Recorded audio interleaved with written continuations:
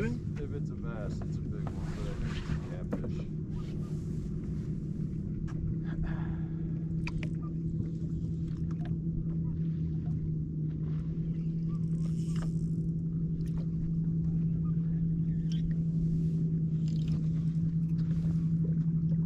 Oh, it's a big bass.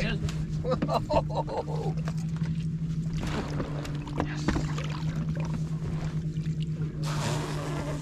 Catfish. Look at that one. Oh, we'll have to get a picture of that. All right.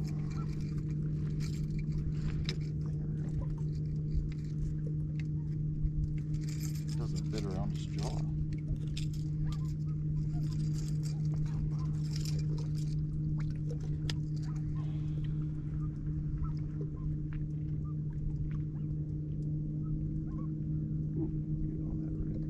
About 8 pounds, 9 ounces. Hey everyone, welcome back to the channel. Thanks for tuning in for another episode. Today we're going to talk about the old jig and minnow, otherwise known as a Damiki rig or mid-strolling, hover strolling. They're all kind of the same thing, but today I want to specifically talk about deep water Damiki rigging. You know, there's a lot of people out there that are catching fish anywhere from 3 feet under the surface all the way down to 35, 40, 50 feet under the surface. And your equipment changes quite a bit depending on fishing at a shallow level versus a deep level. So I wanted to talk a little bit about some of my preferred deep water Damiki rigging tackle, because this is something that I'm spending a lot of time really trying to figure out and get dialed in. And what I found is there's a lot of equipment out there that's not quite right, and there's a lot out there that can actually help you. So I want to go over some of the tackle that I'm really finding to be productive for me, and I thought it might help you guys as well. So we're going to dive right into that. Before I do though, I want to remind you guys, if you're looking to support the channel and you happen to need to purchase some tackle and you shop at Tackle Warehouse, please use my Tackle Warehouse affiliate link. I'll provide that in the video description. You can bookmark it for future purchases. It's a great way to support the channel, and it really is helpful to producing a bunch of valuable content. And hopefully it's tips like this that keep you coming back to the channel.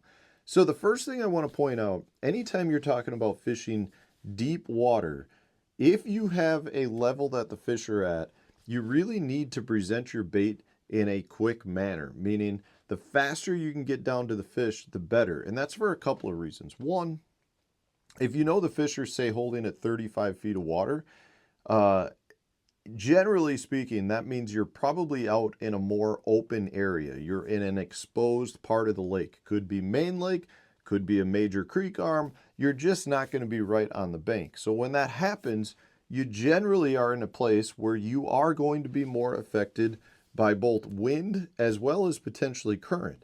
And if you're using a bait that takes longer to get to the fish, you're going to miss those fish more frequently, meaning your bait's not going to be presented in a manner that you need it to be in order to generate those strikes. So one of the keys to that is getting your bait down quick. And one of the jig heads that I really like for that is this guy. This is the Picasso speed drop. So this was specifically meant to get down to the fish faster. So when you look at it, you go, well, that's just a round ball, but it's not just a round ball. So if I turn this at the camera, what you can see is there's actually a tapered edge, and the round ball has basically been squeezed in. So what that does is this actually cuts through the water faster. So when I make a cast and I need to get down 30 feet, this will, when it's falling, it cuts through the water. There's less resistance, so therefore it gets to the fish faster. So that's one of the heads that I really like for that. The other thing that I will say I really like about this Picasso speed drop is because of the design of it, it really does a good job keeling the bait. So what I mean by that is it's almost like a keel on a sailboat. It's a wide head, narrow head, and it keeps the bait vertical and horizontal in the water column. So vertical meaning my bait's not riding like that, it's riding like this, and therefore the bait is horizontal in the water column. So I really like that.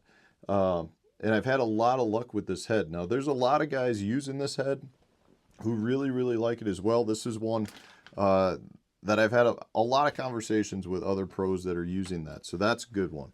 Next one that I really like is this guy. This is the LNS Tungsten Jig Head by Queen Tackle. This is one that I think a lot of people really are utilizing very well to get down deeper. Obviously, if you're throwing tungsten, you've got a smaller jig head because tungsten is heavier than lead.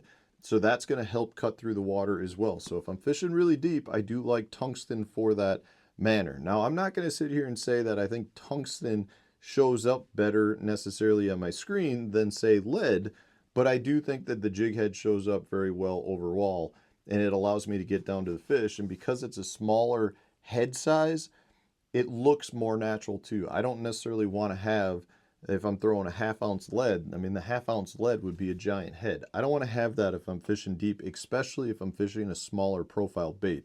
If I'm fishing a bigger bait, say a 5.5-inch spunk shad like this, a half-ounce lead head will be fine. But if I'm throwing a little 3-inch bait or something like the little Berkley Maxcent flat nose minnow, I don't want to have a head that's going to overpower it at that deep level. It just looks unnatural to me. So I really like that Queen's Tackle head as well. And then the last one that I've been using with a ton of success too is just the Core Tackle Finesse Tush. So the Finesse Tush is one that lets you get down to about those same depths. Now, if you're fishing extreme depths, maybe the tush isn't the right one because it wants to keep your bait horizontal in the water column. But what I found is you get a couple of advantages to the tush over, say, or from the tush over, say, a round ball. Because the bait stays more level, a lot of times people want rolling motion, or that's what they're going for. Well, you get that out of the tush, but you also get a little bit more natural gliding motion. So your bait actually moves a little bit more side to side, a little bit like a walk the dog method. So I really have been having good success with that too. Now, ultimately, I think the key with all of the Damiki rigging is to present your bait as close to the fish as possible, meaning you want to get it in their strike zone, you want to keep it slightly above their head. And if you can do that, you're going to generate a few additional strikes. But a lot of times, choosing the right jig head really does, come into play. Now, if I was fishing, say, what I would consider your hover strolling depths, which is going to be 10 foot of water or less, these probably aren't the heads that I'm going to go for. I would probably change up the styles and go with something that works better in a little bit shallower water. But if I'm doing deep water Damiki rigging, these are the ones that I've been using right now and having a ton of success. So hopefully this was helpful to you. If it was, hit the like button, subscribe to the channel if you haven't done so already. Stay tuned, we'll have a new video coming out tomorrow for you.